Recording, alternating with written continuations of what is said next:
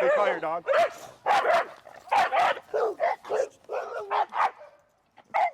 Cap. Since my trip to Tennessee, like she's been great on a reactivity stuff. Excellent. So I don't think I've even had to go with the high boost number? correction, yeah. Good. Hi, I'm Jesse with Canine Perspective, and in this video, I'm going to review a more severe leash reactivity case that I had recently, which really displays the quote, "It's not about the dog in the fight, but the fight in the dog." A few years ago, I had gotten like my first, not firstly severe leash reactivity, because I had like plenty throughout the years, especially my first year of training dogs. But I did get a case. It was a pit, but it was a smaller pit, maybe like 40 to 50ish or so pounds, and very severe leash reactivity. I was trying everything that I knew at that time or had learned, in my career by that time, and ended up needing to max out the collar, and just each time with corrections, just correcting the dog with high power before we started to squash the reactivity. And that kind of opened up my eyes and understanding of leash reactivity. And later on, I remember just remembering that quote, "It's not about the dog in the fight, but the fight in the dog." And it really resonated, because I was like, when we work with our behavior cases, sometimes we see stuff that logically the human goes like, "Oh, my dog wouldn't need a lot of pressure because they're very sweet golden, or they're a little dog, or what have you." But every dog is built differently. Some dogs are able to tolerate a lot of pressure before they'll actually give in or be compliant. Size doesn't matter, breed doesn't matter, temperament doesn't matter, whether they're sweet or whatever does not matter. It just comes down to that respective dog's personal resiliency to pressure. So in this particular case, which demonstrates very well just that concept of it doesn't matter how big or small the dog is, that impacts the severity of the behavior. It's just literally how severe is the dog. So I present Georgia, who is a small 20-poundish dog, who is very, very leash reactive. Okay, hyper vigilant. When we were at the park holding the consultation, like everything was triggering the dog. We were not able to de-escalate. And I remember when I read the consultation, when I was waiting for the owner, it was my last client for the day. I didn't want to set up my camera, and I remember thinking to myself, you should probably set it up and record it just in case it's severe.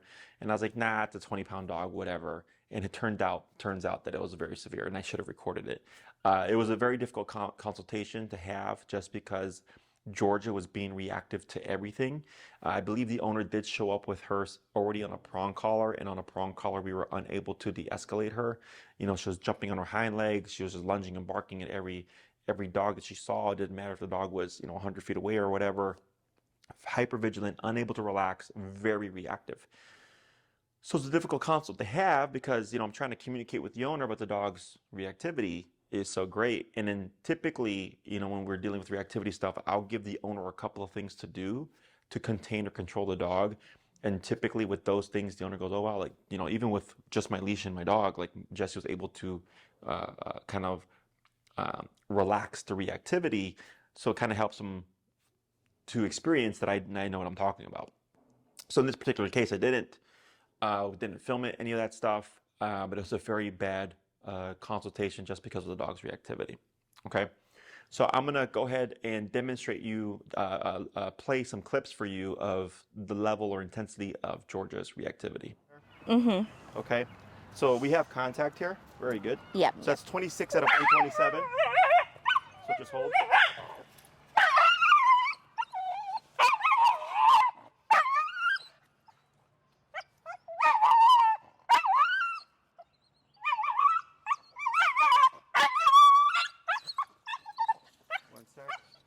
Just tapped her there, because she was about to load on that dog. Yes. Okay.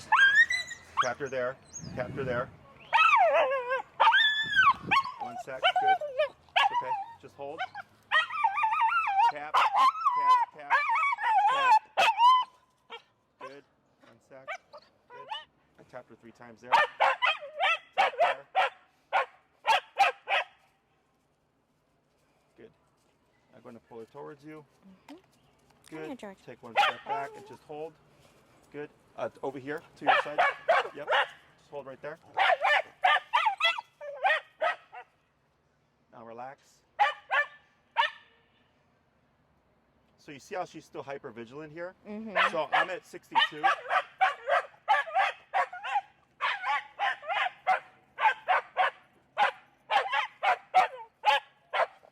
Tap there.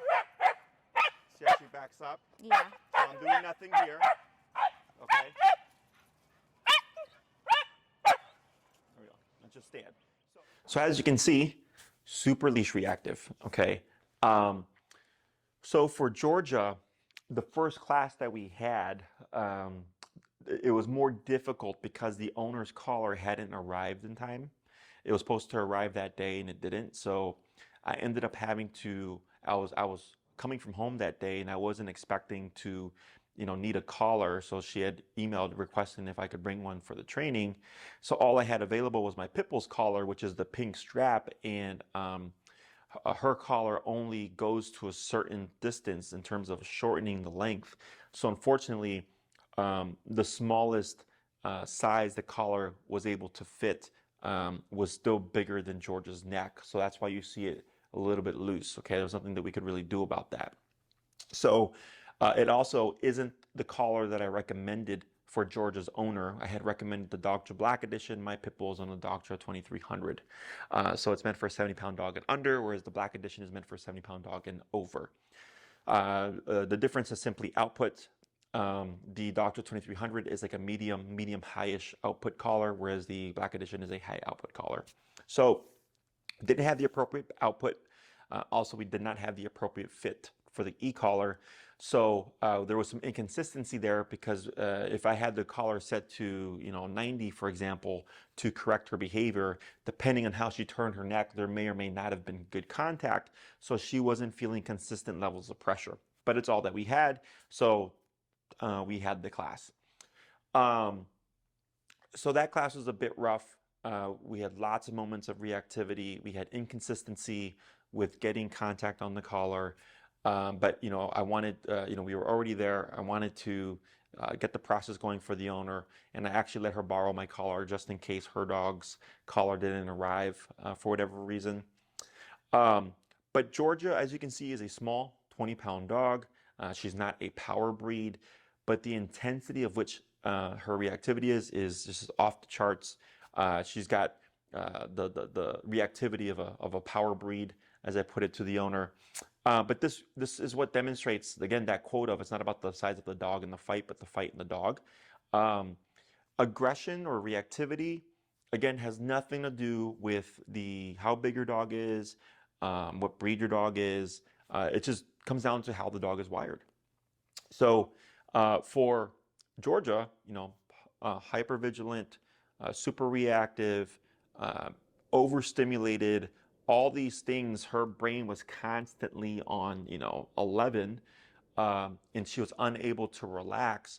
So this is one of the rare instances where I actually come in addressing the behavior first and not the healing exercise, because since she kept being reactive, I'm trying to have a conversation with the owner, and the owner is not going to be able to hear me and or kind of retain any information because the dog is just all over the place, and we're constantly having to address her.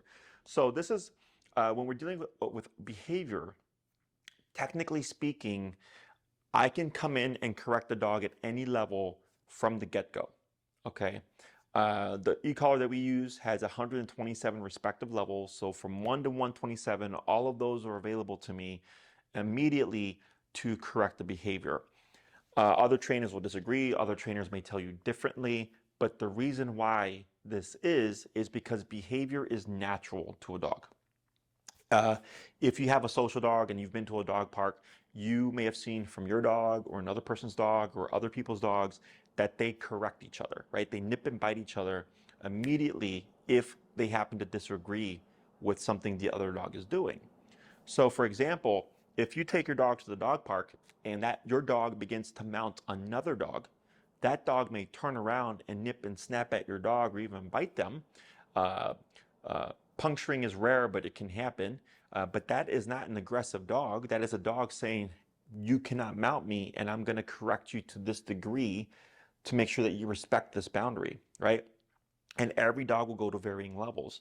I had a case that I worked on many years ago. It was a black lab they had just adopted, and within 2 weeks, the black lab had actually attacked and mauled their older senior pit bull, who unfortunately ended up passing due to sepsis from a dog attack, from the black lab attacking her. So I believe the black lab was like had a bone or had a toy. The pit bull entered the room, and then the black lab just went after the pit bull and just like tore her up. Like there was tears, there was stitches, there was drains, there were sutures, like all that stuff. Like the black lab really put a beating on their older senior pit bull. And the pit bull, I remember when we did the consultation, the pit bull would not enter the room if the black lab was in the room.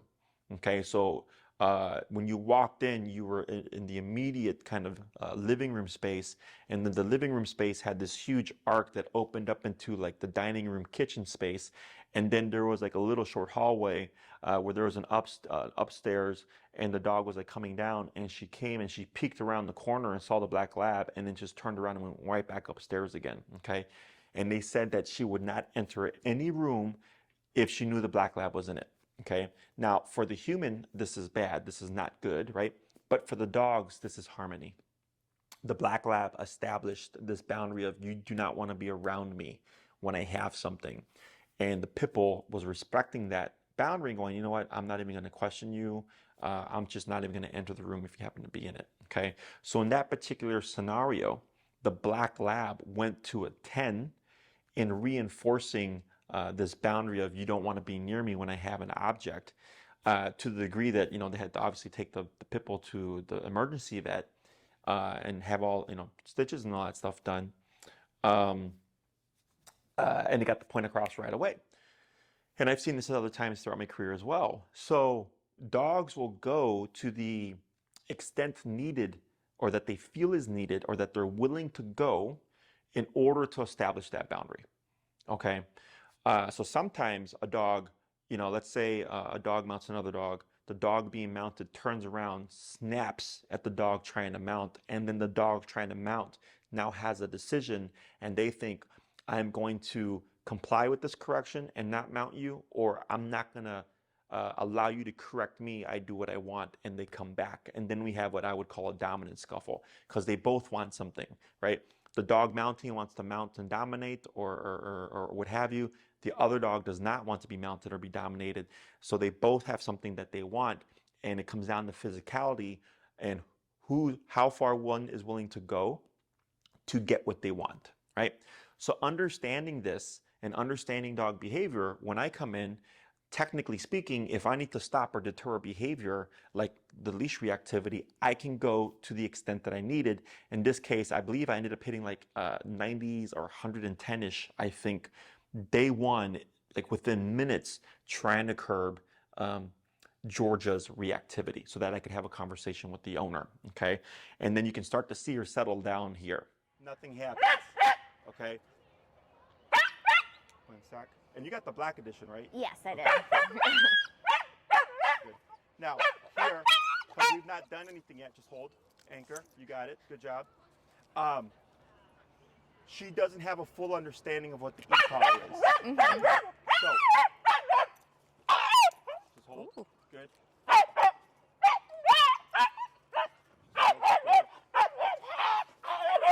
Just hold. Good.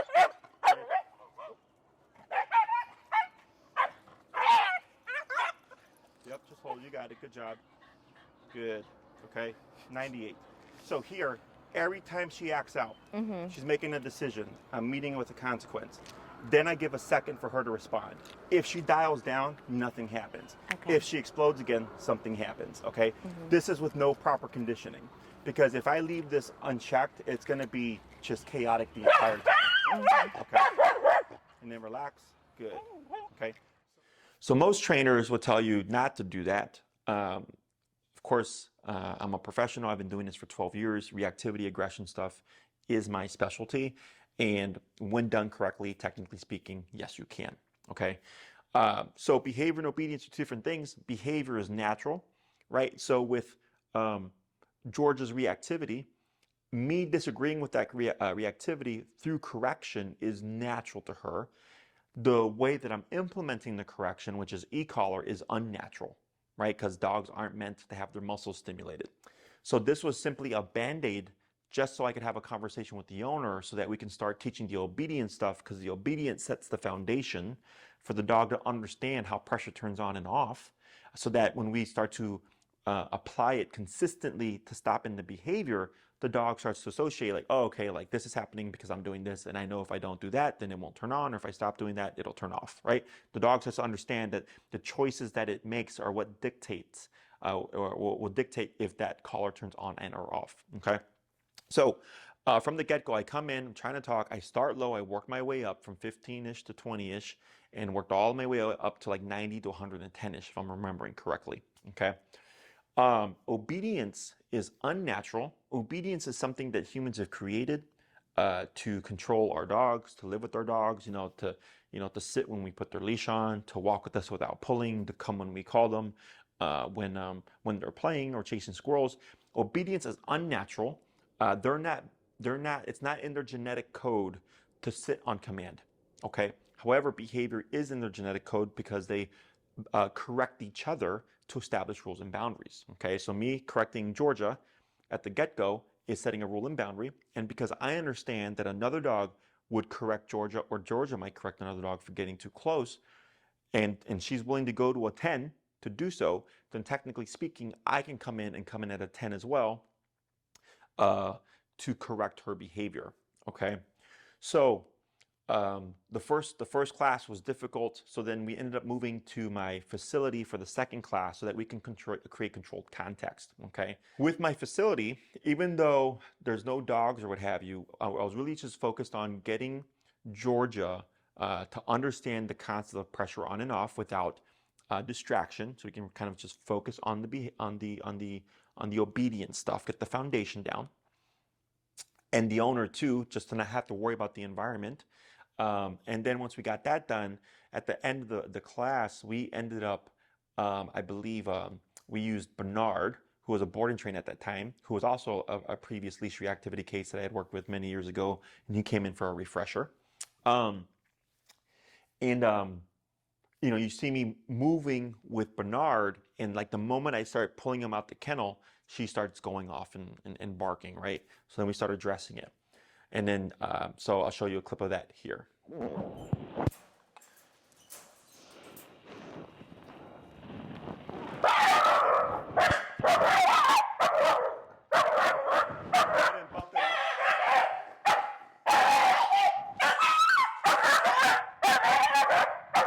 the way up.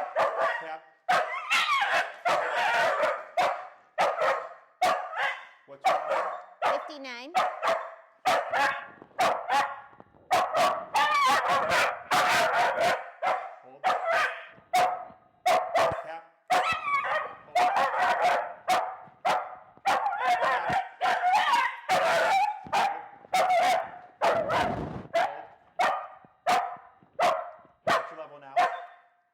I just bumped it up to 108, but I haven't tapped her yet.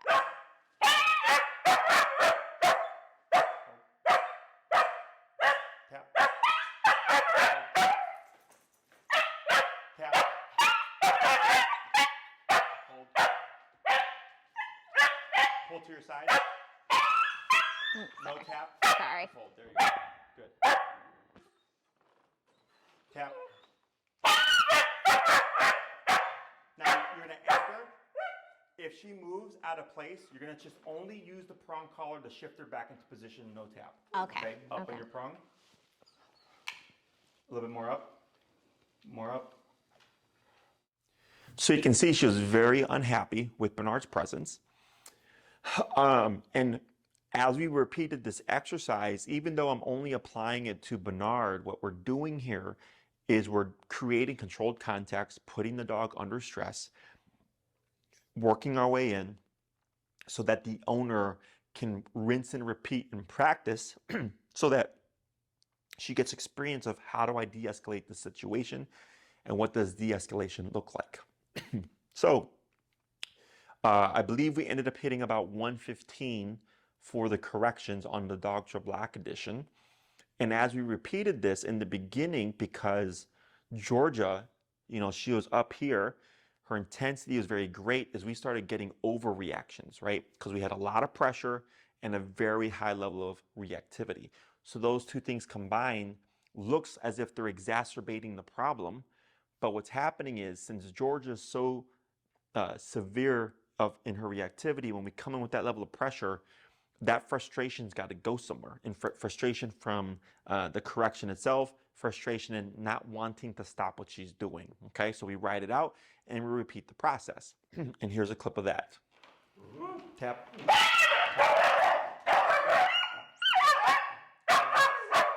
Relax. So she's on your left. She's on my left. Yep.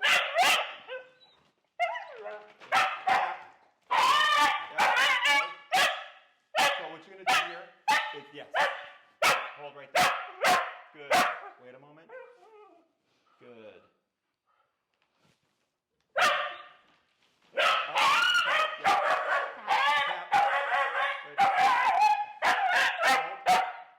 Relax. Good. Up on your leash. Up. Good. Relax. Pivot to her side.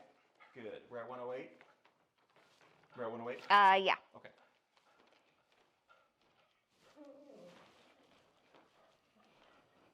Yep, hold. Pull her forward. Good. Relax. Good. Tap. So here, still where you were. Okay. Pull her forward. Up. Now relax. Now step back. So when we're in the moment, you're anchored, you address her. Mm-hmm. Once she settles, then you go to move with her. Okay. Does that make sense? Okay. Because when she's in this state, when you're moving with her, you're keeping her in that erraticness. Mm-hmm. When you stay stationary, you're the anchor, right? She rides it out, you shut it down, she settles, now I move with you. Okay. Does that make sense? Yeah. Good. You're doing a good job. Thank you. That's why we're here.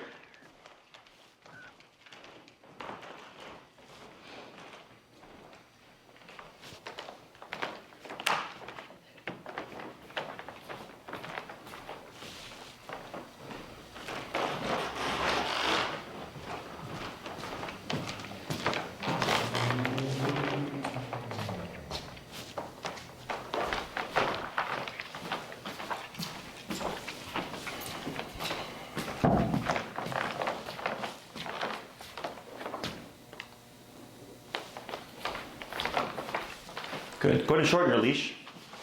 And shorten as much as you can, but still keeping it slack. Very good. Okay. I'm going to try to come as close as possible. Okay.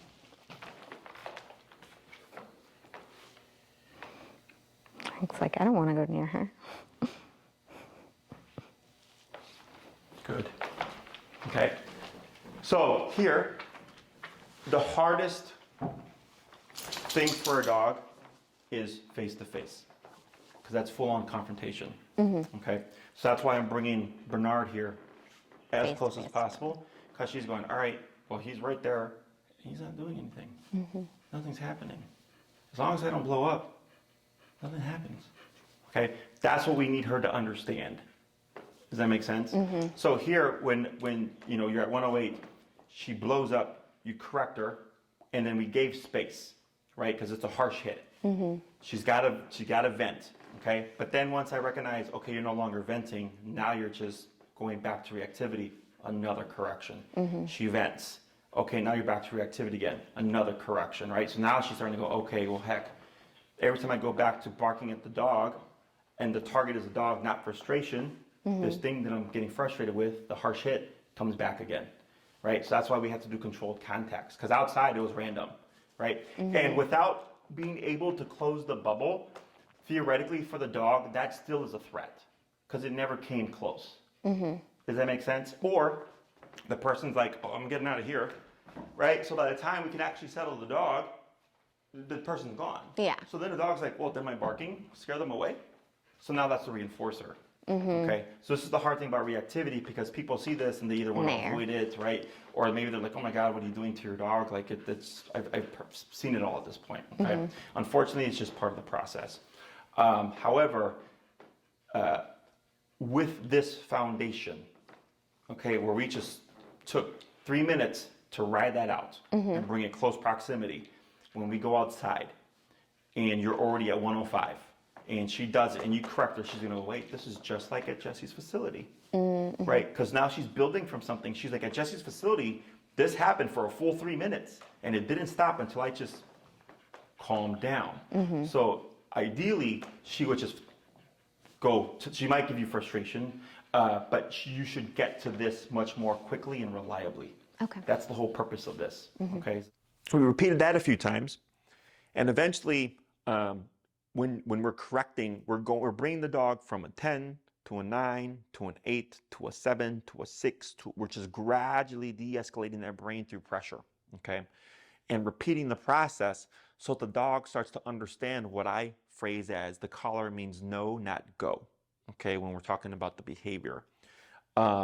So in some cases, and if you read like the instruction manuals of e-collars, they'll say not to use them on aggressive dogs because it makes them more aggressive. This is a yes and no answer. When conditioned correctly, no, it will not make the dog more aggressive, at least not permanently. What looks as if the dog becoming more aggressive is either a dog not understanding the collar correctly, or two, the dog has to outlet this frustration somewhere, and it looks as if the behavior is getting worse, okay? Until the dog starts to realize the pressure that I feel right now will not disappear. It will not stop until I change what I'm doing. That's what we're wanting the dog to learn, okay? So that's why we repeat this process in this controlled context, and you see us bring Georgia down to stability where she's passive and she's no longer blowing up as I start to bring Bernard closer. Very good. Okay, I'm going to try to come as close as possible. Okay.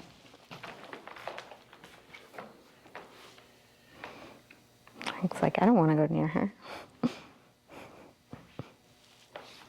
Good. Okay.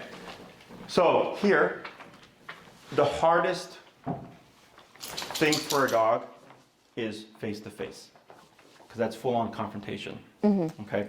So that's why I'm bringing Bernard here as close as possible, because she's going, all right, well, he's right there. He's not doing anything. Nothing's happening. As long as I don't blow up, nothing happens. Okay. That's what we need her to understand. Does that make sense? So here, when you're at 108, she blows up, you correct her, and then we gave space, right? Because it's a harsh hit. She's got to vent, okay? But then once I recognize, okay, you're no longer venting, now you're just going back to reactivity, another correction. She vents.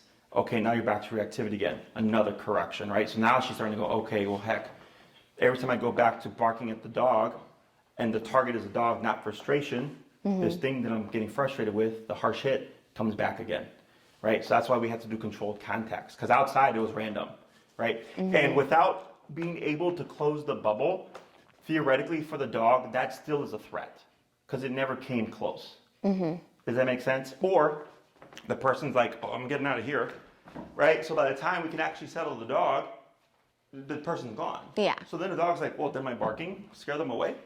So now that's the reinforcer. Okay, so this is the hard thing about reactivity, because people see this and they either want to avoid it, right? Or maybe they're like, oh my God, what are you doing to your dog? Like I've seen it all at this point, okay? Unfortunately, it's just part of the process. However,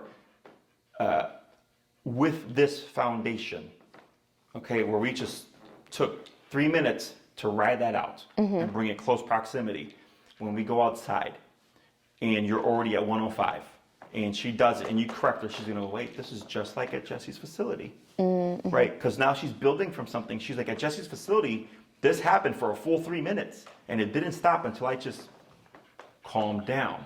So ideally, she would just she might give you frustration, but you should get to this much more quickly and reliably. So with this controlled exercise, even though it's not realistic, right? We're not out in the real world. What we're doing is we're helping the owner learn how to work what her dog needed, because we had worked our way from 15 all the way up to 115-ish, if I'm remembering correctly, to finally start seeing changes in the behavior, to finally start seeing her becoming less reactive, to eventually where she was non-reactive as I brought in Bernard.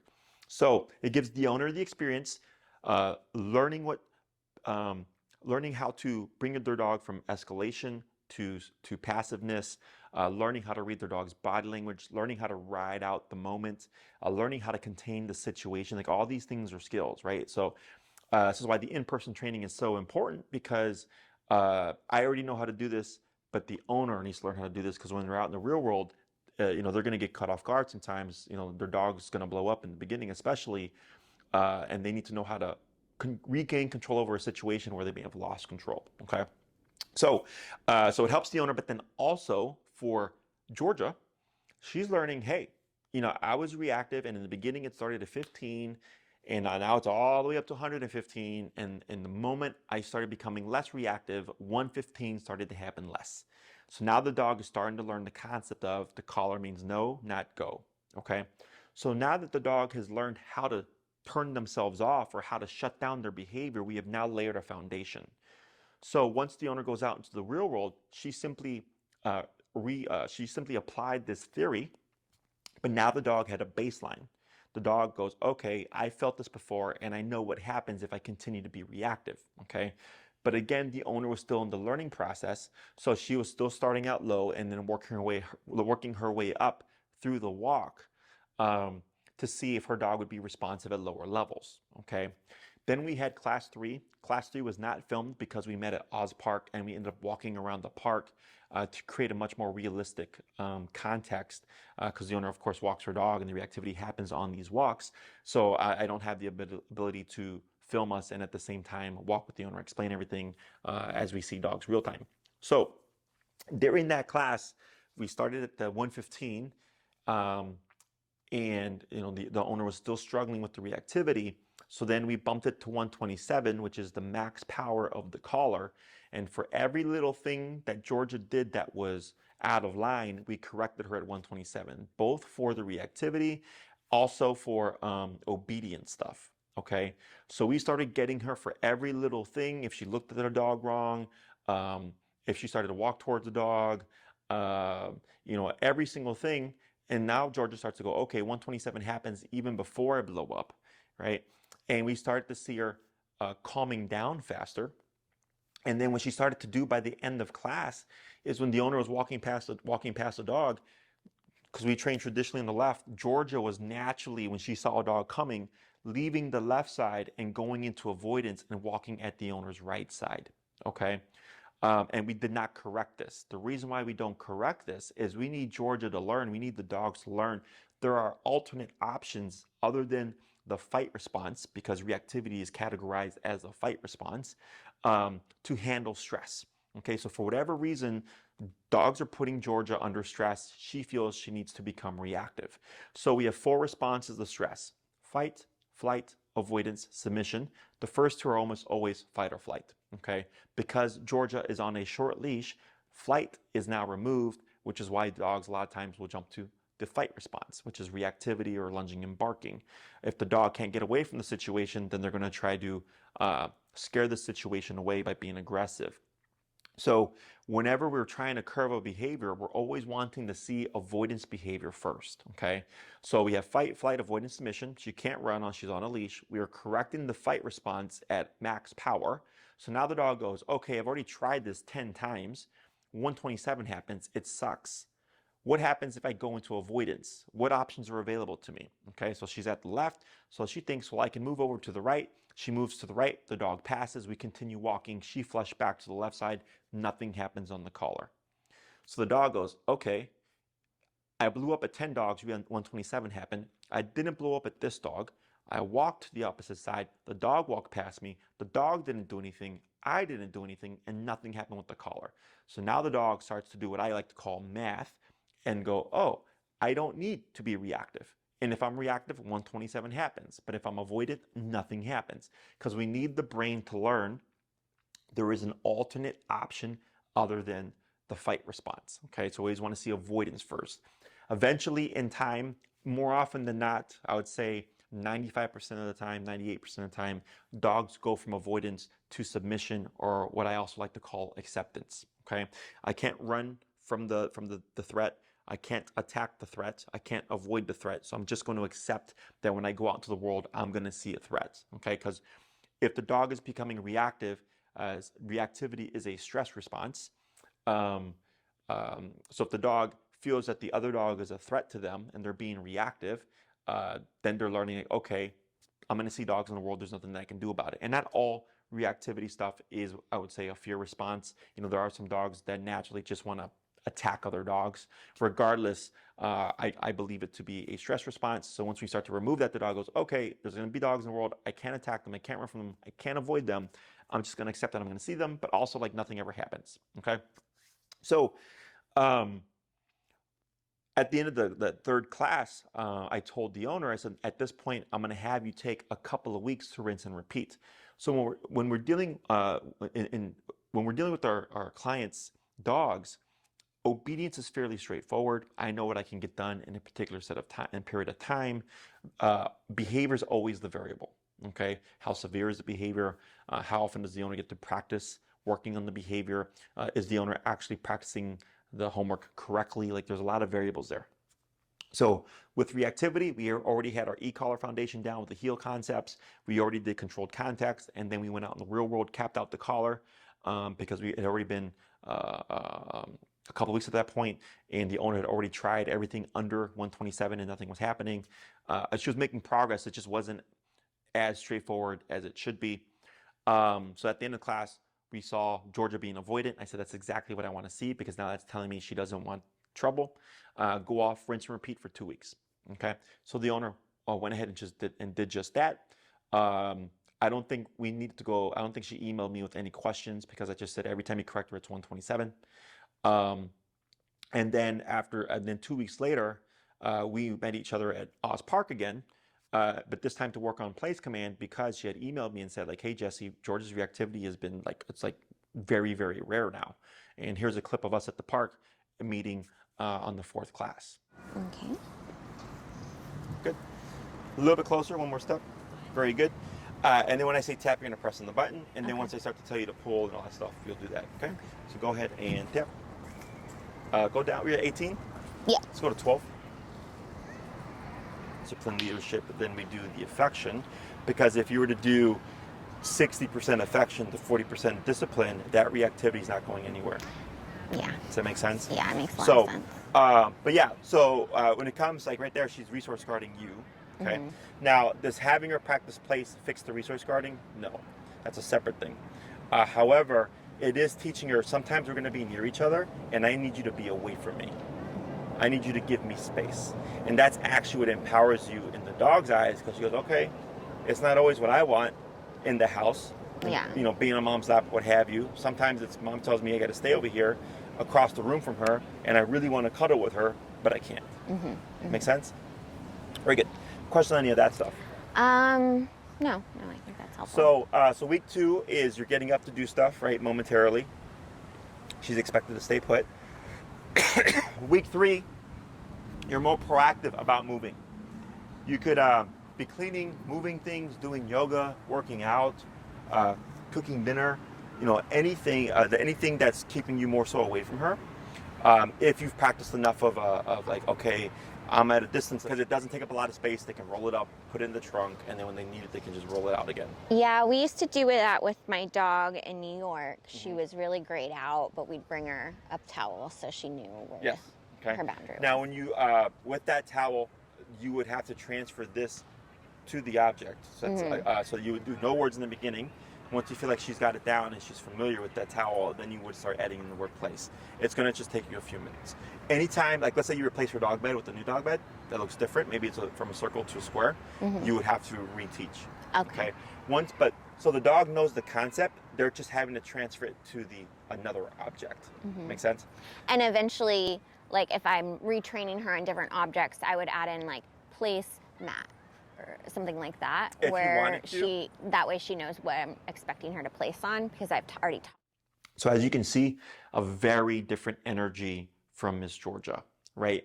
In the beginning classes, hyper vigilant, hyper aware, super reactive, overstimulated, tail was up constantly on go. And then you see Georgia go into naturally in this passive state, okay? So as we kept nitpicking at the reactivity and any little infraction that she was doing with the high level corrections, we start to whittle down those behavioral issues until the brain finally realizes like, hey, I don't need to be reactive. Nothing is happening with these dogs that I see. I don't need to be hyper vigilant. I don't need to be overstimulated. I don't need to be on edge. I can actually be out in the world where things are going on and be calm and passive. Okay. And that's what we want the dogs to learn, is that they can exist in the crazy world that humans have created and everything will be okay. But they need to themselves be put in that mindset. They need to choose to go into that mindset so that they can experience the world and go like, all right, like I see a dog, but I'm being non-reactive. Nothing's happening with the dog. Nothing's happening with me. There's nothing happening on the collar. My owner is relaxed. I guess I don't need to be reactive. You know, once they experience that, it opens them up to the possibility of I can be in the world and not always be stressed out. Okay. So Georgia is one of those rare cases.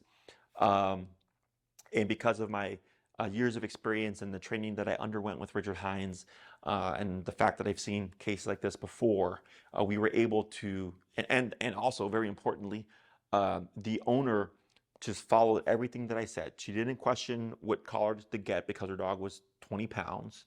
I told her, you want that black edition collar because your dog is super crazy, super reactive, and we want to make sure we have the pressure needed to turn off that reactivity. Without a doubt, I wouldn't do anything less. She listened to me. She didn't go around doing her own research. She said, just the black edition. She got the black edition. You know, she did all the exercises. She went to the level that she needed to consistently. And that's why we were able to get results by the 4th class, okay? It's not always this straightforward. Sometimes, you know, dog owners are always the greatest variable as well in dog training, because they are the most important tool to the program, because they have to repeat and reinforce everything that we teach in the class. And you know, it is an emotional roller coaster, because especially with Georgia's case, where we have a small 20-pound dog being corrected at a very high level, and the fact and how she was overreacting in the beginning, eventually she started to relax more and more and more and more, and those overreactions became subtle reactions.